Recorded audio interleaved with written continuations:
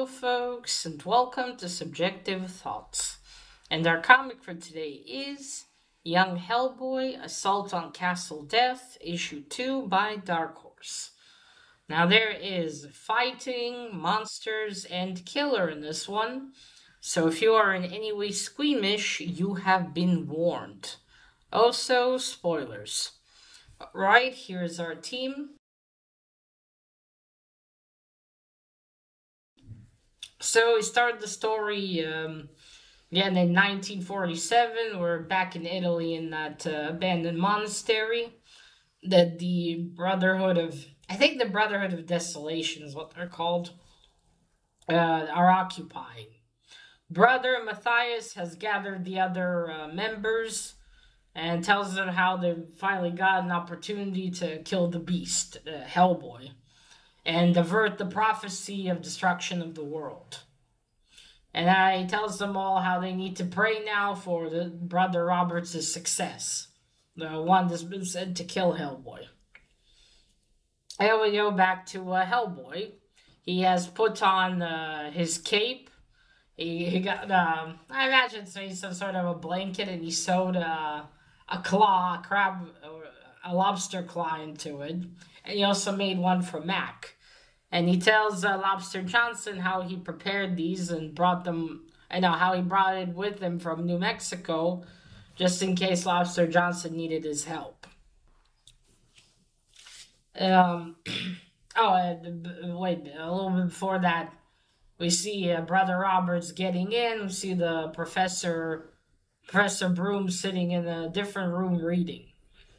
So after that, he puts it on, and he said, okay, let's go. And they go into the room where the professor is, but he's already fast asleep. So they start going, so yes, I was correct. In the first issue, Hellboy, this isn't actually happening. There's no Lobster Johnson. So either Hellboy is hallucinating all of this or he's sleepwalking. I think it's one of those two.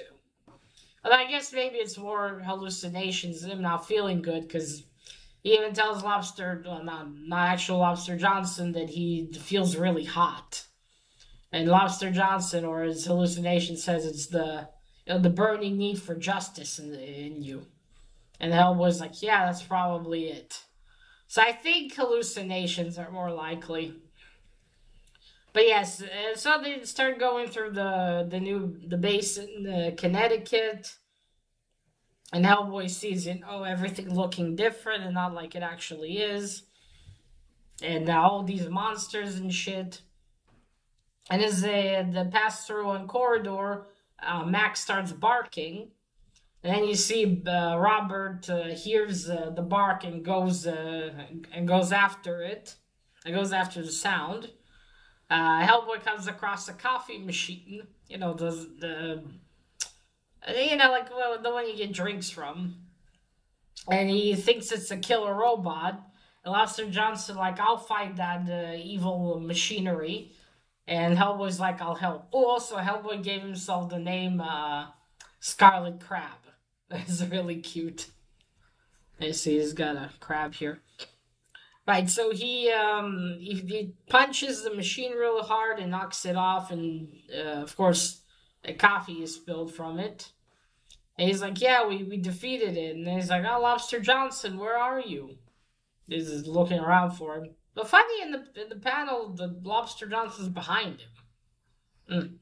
But yeah, Robert hears this, and he approaches, and he sees Hellboy, and he approaches with the dagger, and he's about to, hit him, but he slips on the coffee, and Hellboy's already run ahead and gone outside.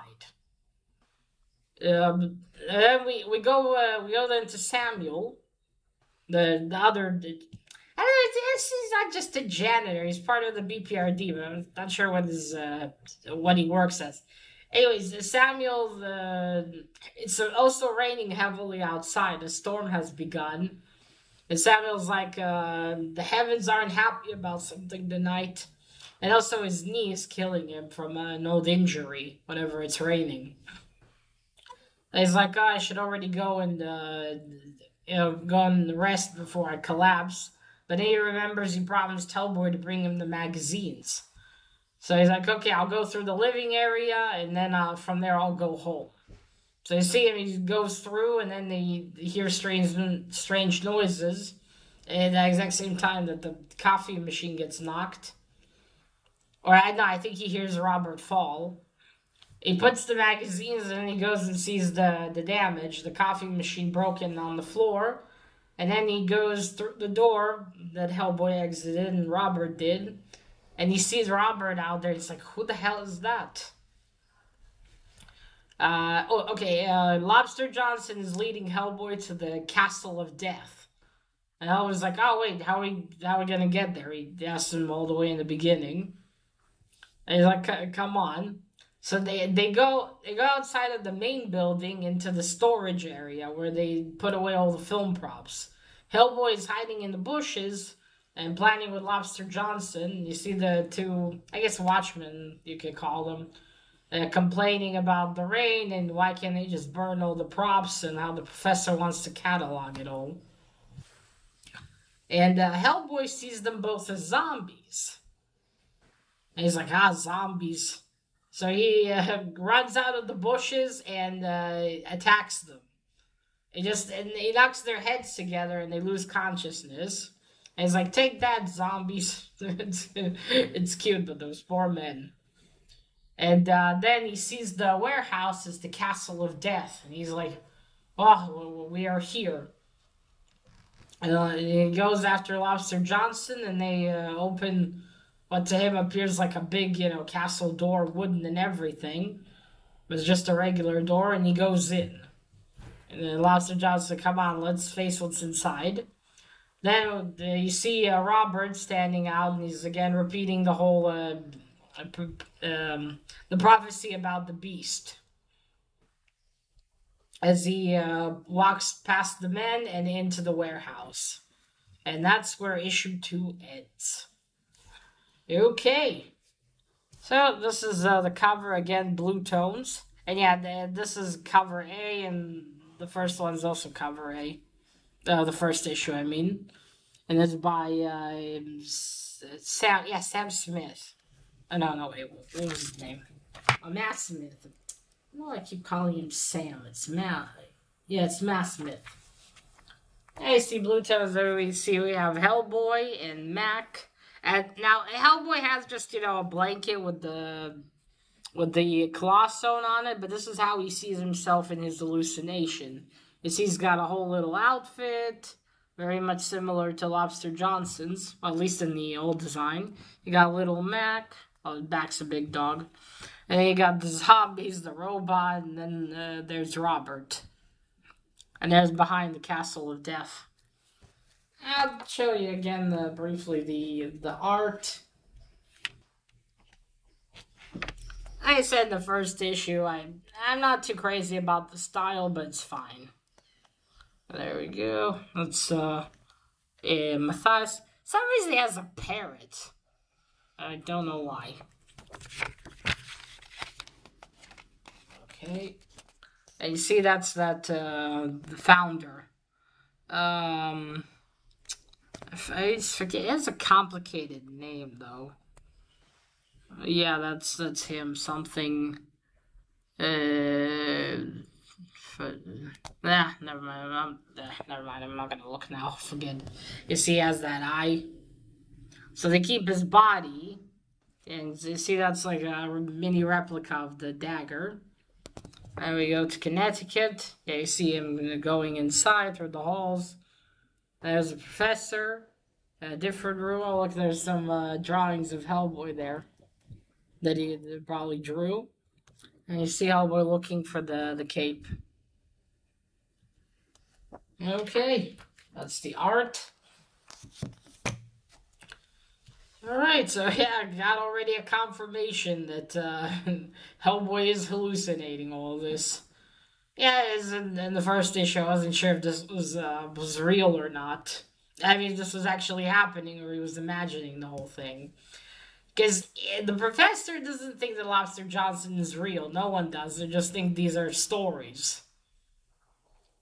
So, obviously, they wouldn't believe it. Now, I wonder what is causing Hellboy's hallucinations. Is it what happened on the island? Maybe he got some kind of tropical sickness? Some tropical fever or something? Because obviously something is causing the hallucinations. He's seeing Lobster Johnson and following him. Now, that does beg the question how this is going to wrap up then. I'm guessing in the next issue it might be, a bit more Hellboy running around and Robert following him and trying to kill him, maybe failing again. And then, obviously, Robert in the fourth issue, and I wonder if we'll see if Hellboy realizes that the hallucination stops and he sees Robert and fights him. Well, Samuel has now seen Robert, so I wonder if he's going to go call the professor to check on Hellboy. And does that mean they'll find out about this Brotherhood of Desolate? Actually, wait, they know about it. Yeah, I think they know about it. I remember, in the first young Hellboy story was The Hidden Island, or The Hidden Land. I looked up the name today. So yeah, and are they gonna find out that other janitor guy that he's part of it? I want to see how they're gonna wrap it up. But yeah, here it's quite interesting to see how he's fighting machines and everything, and how he sees it all. Because he is still a kid here. I wonder what happens after Robert fails. Doesn't seem like a bad guy. On one hand, if you hear the prophecy, you can understand why they're so panicked about it. It's actually words that have already been uttered before about Hellboy. So yeah, on one hand, you understand they're terrified of it. On the other hand, if you get to know Hellboy, like how can you kill him? He's just a kid. When he grows up, he's quite a decent demon. So yeah, I wonder if Robert's gonna have perhaps a moment of hesitation when he finally completely encounters Hellboy. And he's like, ah, shit, this is just a kid. Do I just kill him? Is it really gonna become the monster? I also wonder what. Okay, let's say that the Brotherhood would have succeeded. Robert kills Hellboy. I wonder what then. Does that mean the Brotherhood just gonna, they're gonna. That's it. Purpose done. Are they gonna leave? Or are they complete nut jobs and gonna look for something else to do? Or later they're going to try to kill the professor and everyone else who helped raise Hellboy. Because they don't like them either. And then if so, what after that? It's usually sort of crazy people. Yeah, are they really satisfied after they're done their purpose? I would find that interesting to know. I also wondered if the Brotherhood's like a new concept, or was it somewhere in an old story before? When they're trying to kill Hellboy as a kid. A lot of questions. But yeah, this is also turning out to be an enjoyable story, like almost all the ones I've read. So I look forward to see what's going to happen in issue 3 as soon as I find it. Alright, folks, let me know what you thought of issue 2. And remember, collect what you're passionate about and share it on YouTube. Bye!